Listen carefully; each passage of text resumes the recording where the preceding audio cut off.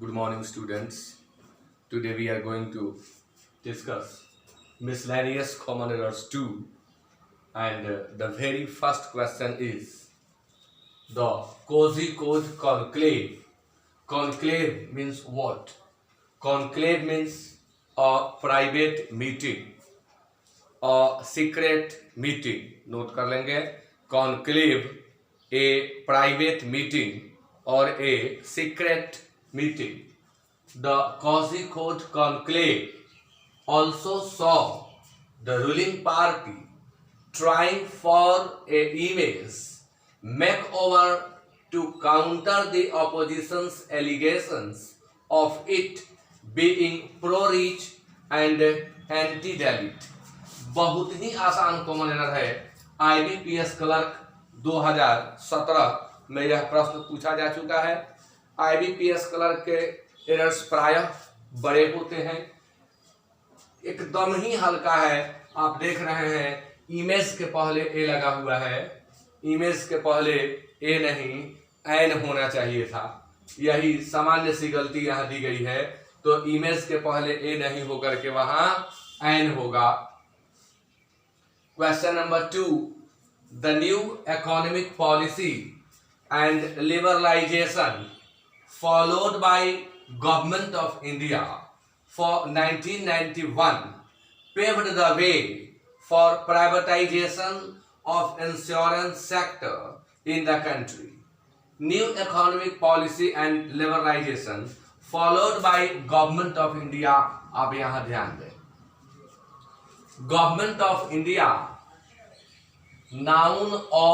Noun है और article chapter के अंतर्गत यह ट्रिक बताया जाता है. आर्टिकल चैप्टर के अंतर्गत यह ट्रिक आता है कि अगर नाउन के बाद ऑफ आया हो और फिर एक नाउन आया हो तो पहले नाउन के पहले हमें द का प्रयोग अवश्य करना है. दूसरे नाउन के पहले तब करना है जब वह अकॉर्डिंग टू रूल हो. पहले नाउन के पहले द अवश्य लगाना होता है और दूसरे नाउन के पहले तब लगाते हैं जब वह रूल के मुताबिक हो. तो इस वाक्य में यही ट्रिक काम कर रहा है. गवर्नमेंट नाउन है, ऑफ आया और फिर इंडिया नाउन आया. इंडिया के पहले द नहीं लगेगा क्योंकि सामान्यतः देशों के नाम के पहले आर्टिकल का प्रयोग नहीं होता है, लेकिन गवर्नमेंट के पहले द का प्रयोग होगा. तो यही यहाँ एरर है, द गवर्नमेंट ऑफ इंडिया होगा.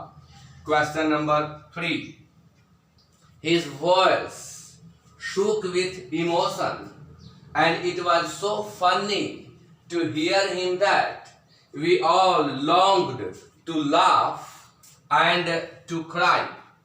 क्वेश्चन नंबर 3 वर्ब चैप्टर से संबंध रखता है और वर्ब चैप्टर के अंतर्गत यह एक रूल है कि यदि किसी प्रिंसिपल वर्ब के बाद दिए गए दो इन्फिनिटिव एंड से जुड़े हों तो एंड के पहले फुल इन्फिनिटिव का तथा एंड के बाद में बेयर इन्फिनिटिव का प्रयोग करते हैं.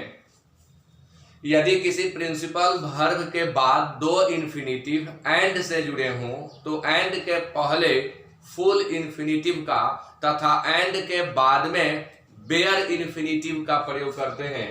अब आप यहां देख रहे हैं we all longed, principal verb long, to laugh यहां तो करेक्ट है एंड टू ट्राई यह इनकरेक्ट है क्योंकि जब एंड से दो इन्फिनिटिव को जोड़ा जा रहा है और पहले प्रिंसिपल वर्ब लॉन्ग्ड आ चुका है तो बाद में सिर्फ क्राई होना चाहिए था. इस रूल को आप याद कर लें. यदि किसी प्रिंसिपल वर्ब के बाद दिए गए दो इन्फिनिटिव एंड से जुड़े हों तो एंड के पहले वाला फुल इन्फिनिटिव होगा जबकि एंड के बाद वाला बेयर इन्फिनिटिव होगा. इसलिए टू क्राई के जगह पर हमें क्राई का प्रयोग करना होगा. इसमें एक इडियम था to pave the way. To pave the way मार्ग प्रशस्त करना. टू पेव द वे मार्ग प्रशस्त करना।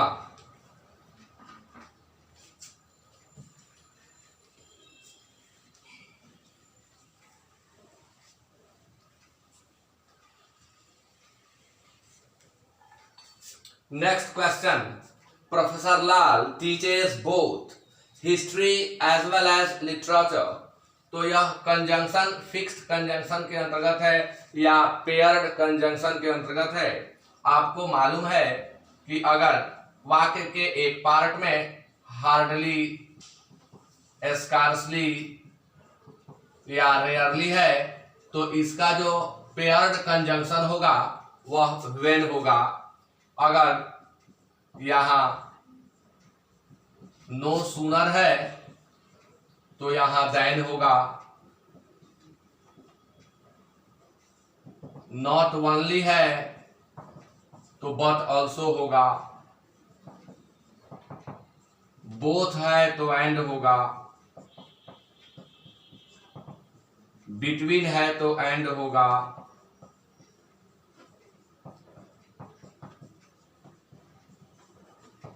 दो या ऑल्दो है तो येट होगा।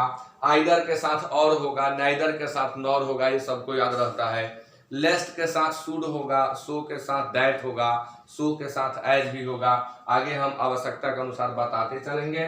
तो इस वाक्य में हम लोग देखें कि बोथ लगा हुआ है और इसका जो पेयर्ड कंजंक्शन है उसमें एज वेल एज आ गया है, जो कि गलत है। अगर पहले पार्ट में बोथ हो तो दूसरे पार्ट में कंजंक्शन के रूप में हमें एंड का प्रयोग करना होता है। इसलिए इस वाक्य में हम एज वेल एज को हटा करके, एज वेल एज को हटा करके और इसके जगह पर एंड का प्रयोग करेंगे।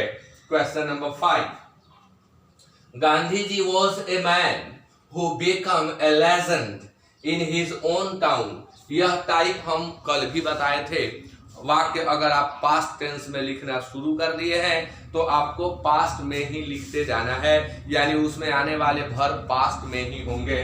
तो यहाँ कहा गया कि Gandhi ji was a man who become, how can we say, जब एक तरफ हमने कहा Gandhi ji was a man तो बिकम के जगह पर हमें बिकेम का प्रयोग करना होगा, यानी वर्ब टू चाहिए, तब यह वाक्य करेक्ट होगा। Question number 6, the teachers who I worked with were very insensitive towards. यहाँ याद करने लायक एक चीज मिला, इनसेंसिटिव के साथ प्रेपोजिशन बेहतर होता है टू। सेंसिटिव हो या इनसेंसिटिव हो, दोनों के साथ आप टू का प्रयोग करें। यदि ऑप्शन में टू न हो तो आप टुवर्ड्स का प्रयोग भी कर सकते हैं। इसके चलते एरर नहीं काटा जाएगा, ये सही है, ऐसा लिखा जाता है। तो the teachers who I worked with were very insensitive towards children's needs.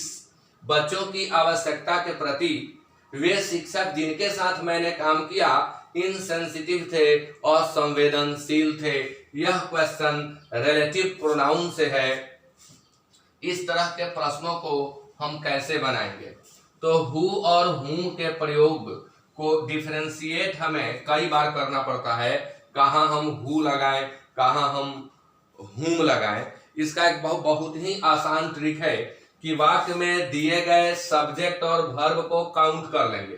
तो द टीचर्स इस वाक्य में सब्जेक्ट है, द टीचर्स इस वाक्य का सब्जेक्ट है, आई इस वाक्य का सब्जेक्ट है, वर्कड विथ वर्ब है, वर वर्ब है, बाकी अदर वर्ड्स हैं।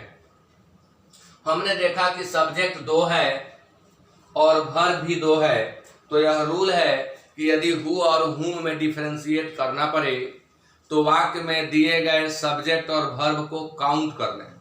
यदि दोनों की संख्या बराबर हो जाए तो हुम का प्रयोग करें और वर्ब की संख्या अधिक हो तो हु का प्रयोग करें। एक यह ट्रिक है। एक दूसरा ट्रिक भी मैं बताता हूं, इसके लिए ध्यान देंगे, इजीली समझ में आएगा।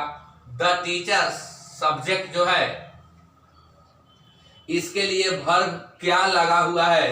तो the teachers were very insensitive. एक पार्ट हो गया द टीचर्स वर वेरी, एक पार्ट हो गया the teachers were very insensitive, दूसरा पार्ट है आई वर्कड विथ।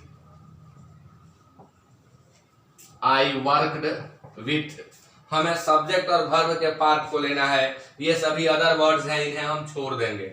हम देख रहे हैं द टीचर सब्जेक्ट को वर्ब मिल गया, आई सब्जेक्ट को वर्ब मिल गया, यानी प्रत्येक सब्जेक्ट को उसका वर्ब मिल गया।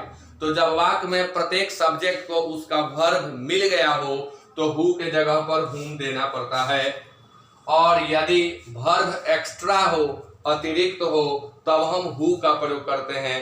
कारण यह है कि हु सब्जेक्ट का काम करता है और हुम ऑब्जेक्ट का। तो अगर वर्ब एक्स्ट्रा है तो हमें सब्जेक्ट चाहिए, इसलिए हम हु देंगे, और सब्जेक्ट वर्ब बराबर है तो हम ऑब्जेक्ट दे सकते हैं, इसलिए हुम देंगे। तो यहाँ चूंकि सब बराबर था इसलिए हु के जगह पर हुम का प्रयोग होगा। यह रिलेटिव प्रोनाउन से है, और रिलेटिव प्रोनाउन कॉम्पिटिटिव एग्जाम्स के लिए एक टफ चैप्टर है और बहुत ही जरूरी चैप्टर है। Question number 7, she has had the best medical facilities available but she will not be cured unless she doesn't have a strong desire to live. उसके पास बेस्ट मेडिकल फैसिलिटीज अवेलेबल है, लेकिन वह क्योर नहीं होगी यदि उसमें जीने की मजबूत इच्छा न हो। तो यदि न हो, अनलेस अपने आप में नेगेटिव होता है, अनटिल अपने आप में नेगेटिव होता है, लेस्ट अपने आप में नेगेटिव होता है। इनके जस्ट बाद जो सेंटेंस या जो क्लॉज लिखा जाता है उसमें नो, नॉट या नेवर जैसे नेगेटिव एडवर्ब या डिटरमाइनर का प्रयोग नहीं करते हैं। तो इस वाक्य में वही एरर है, अनलेस भी है और डज नॉट भी लगा हुआ है। तो डजंट हैव हमें हटाना पड़ेगा, और डजंट हैव के जगह पर हमें हैज का प्रयोग करना होगा, क्योंकि हमारा सब्जेक्ट सी है। वाक्य के जिस पार्ट में अनलेस, अनटिल, लेस्ट का प्रयोग हुआ हो उस पार्ट में हम नो, नॉट या नेवर जैसे नेगेटिव वर्ड्स का प्रयोग नहीं करते हैं, क्योंकि ये खुद नेगेटिव होते हैं। Question number 8, he was elected as chairman of the college। यहाँ पर एक ट्रिक आप याद कर लें, elect के बाद as का प्रयोग नहीं करना है। कहीं भी elect के बाद as आए तो देखते काटिए, elect के बाद as का प्रयोग नहीं करते हैं। he was elected chairman, he was elected MP, he was elected MLA। सीधे आप नाउन का प्रयोग करें, बीच में किसी आर्टिकल की भी जरूरत नहीं होती है, क्योंकि यह आर्टिकल का रूल है कि elect, select, declare, crown, make के बाद अगर कोई नाउन आता है तो उसमें आर्टिकल का प्रयोग नहीं करेंगे। इसलिए ही वॉज इलेक्टेड चेयरमैन होगा, यहाँ से एज हमें हटाना पड़ेगा।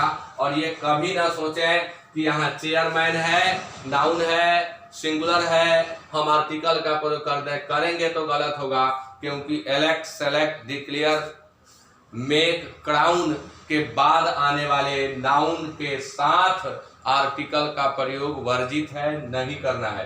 Question number 9, it is estimated that most of the addict, बहुत ही आसान एरर, कंबाइंड ग्रेजुएट लेवल 2018 में यह प्रश्न पूछा गया है।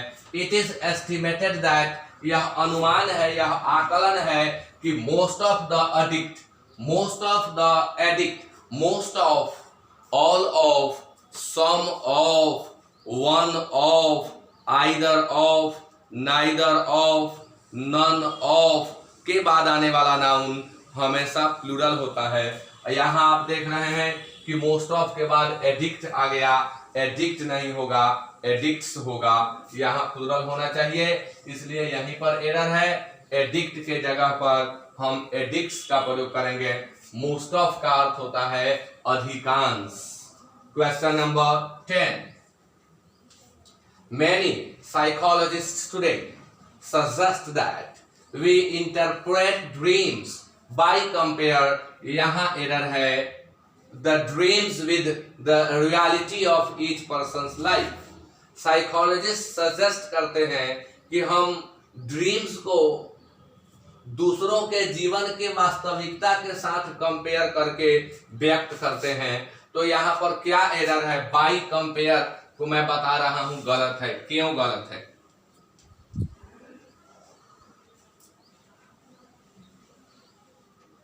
तो यह ट्रिक आप याद करें, किसी भी प्रेपोजिशन के बाद हमेशा जेरंड आएगा एक्सेप्ट टू। टू को छोड़कर अन्य जो भी प्रेपोजिशन है अपने बाद में जेरंड ही लेते हैं, इसलिए बाय कंपेयर नहीं बाय कंपेयरिंग होगा। बाय कंपेयर के जगह पर बाय कंपेयरिंग होगा, यही एरर है 2 नंबर में। एक और यहाँ इंपॉर्टेंट रूल है, लेकिन जिस व्यक्ति ने यह प्रश्न सेट किया, यह एमबीए में क्वेश्चन आ चुका है, मैनेजमेंट एग्जामिनेशन में यह क्वेश्चन आया है, लेकिन जिस व्यक्ति ने इस क्वेश्चन को सेट किया उनसे एक मिस्टेक और हो चुका है। यह रूल है, आपको मॉडल वर्ब में मैं पढ़ाता हूं कि अगर सजेस्ट, रेकमेंड या प्रोपोज आया हो, इनके बाद दैट आएगा, दैट के बाद सब्जेक्ट आएगा और उस सब्जेक्ट के बाद हमें शुड का प्रयोग करना होगा। लेकिन ये प्रश्न सेट करने वाले व्यक्ति इस रूल को ध्यान में नहीं रखे हैं और यहाँ शुड छोड़ दिए हैं। वी शुड इंटरप्रेट भी होना चाहिए था, लेकिन हम इसे अवॉइड करेंगे, ये चलेगा, कभी कभी इतना चलता है। ये मेजर हुआ, बाय कंपेयर नहीं होगा, यहाँ बाय कंपेयरिंग होगा। It is one of the most important rules for competitive exams, आप याद कर लेंगे। सजेस्ट, रेकमेंड, प्रोपोज के बाद जब दैट आता है और सब्जेक्ट आता है तो वो हमेशा शुड ही लेता है। Next question, question number 11। They are both excellent books but this one is the best. This one is the best. Here we see the comparison between only 2 things.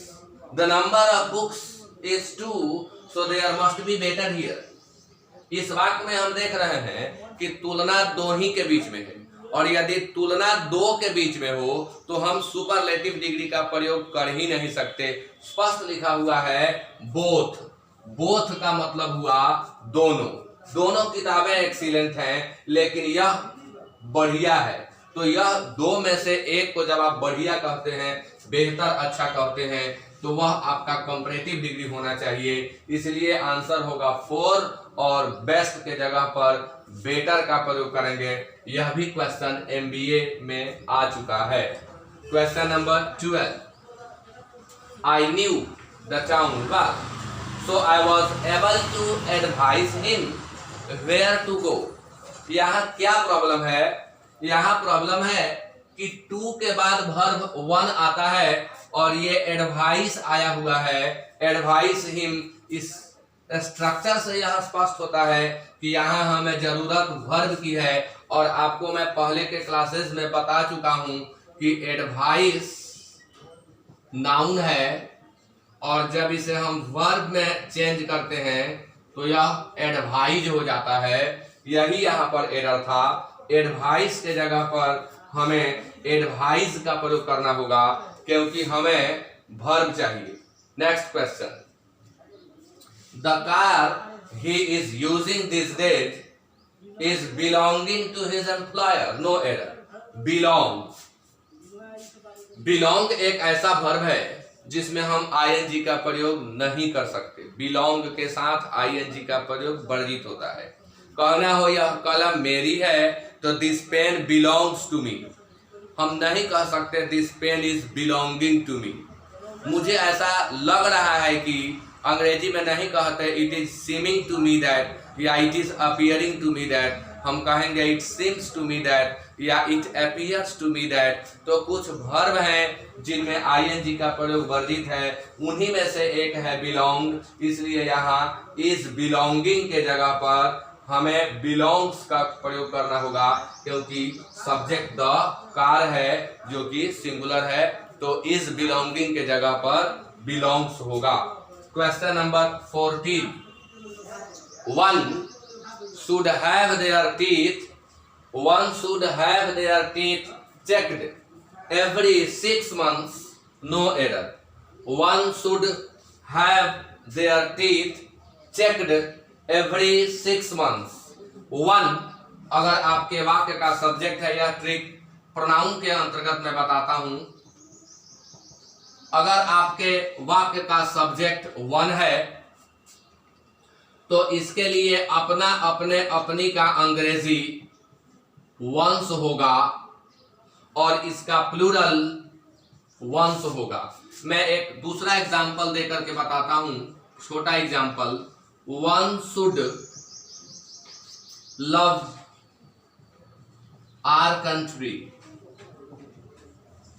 One should love our country लिखे, their country लिखे, his country लिखे, अन्य कोई भी हम यहाँ positive adjective लगा दें, हमारा सेंटेंस होगा गलत, क्योंकि सब्जेक्ट के जगह पर हमने प्रयोग किया है वन का, और जब जब सब्जेक्ट के जगह पर वन का प्रयोग हुआ हो तब तब यहाँ पॉजिटिव एडजेक्टिव के रूप में हमें वन का पॉजिटिव एडजेक्टिव अर्थात वंस लिखना होता है, और इसीलिए यहाँ ये गलत है। और सेम एरर यहाँ पर देख रहे हैं, वाक्य का सब्जेक्ट वन है और यहाँ देयर लगा दिया गया, जो कि गलत है। आंसर 2 होगा।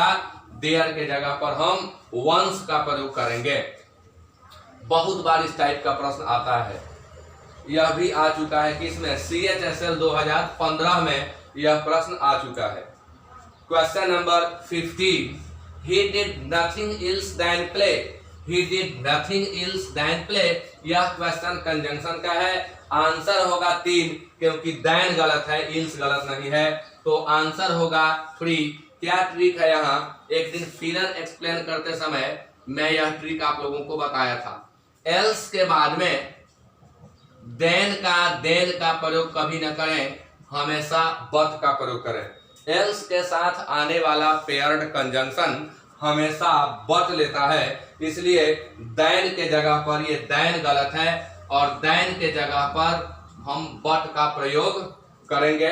तो इस तरह से हम लोग इन 15 एरर्स को एक्सप्लेन कर लिए। आप लोग वीडियो को बार बार देख करके सारे रूल्स को याद कर लीजिए, लिख लीजिए, और लिख करके इन सारे रूल्स को याद कीजिए। सबका रिवीजन लगातार हो रहा है।